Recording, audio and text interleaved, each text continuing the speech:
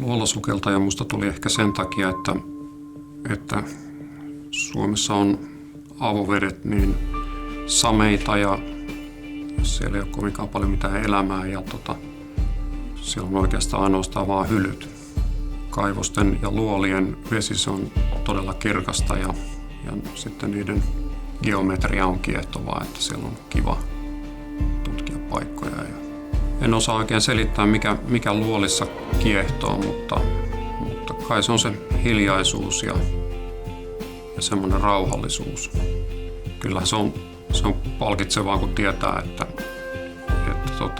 on tehnyt kovan työn jonkun sukelluksen eteen ja sitten kun siinä tavoitteessa onnistuu, niin kyllä siitä jää semmoinen hieno fiilis.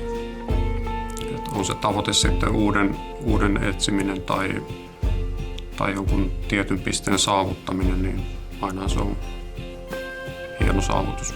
Kyllä mun elämä perustuu niin kuin työhön, perheeseen ja sukeltamiseen. Että muut harrastukset on jäänyt hyvin pienelle. Sukeltaessa pääsee paikkoihin, mihin ei muuten pääsisi. Että kyllä se on hienoa nähdä asioita, joita mahdollisesti ketään muu ei ole ennen nähnyt tai todella harvat on ennen nähnyt. Hirveän sitoutunut porukka sen ympärillä ja mukavia kavereita ja siinä on semmoinen yhdessä tekemisen meininki.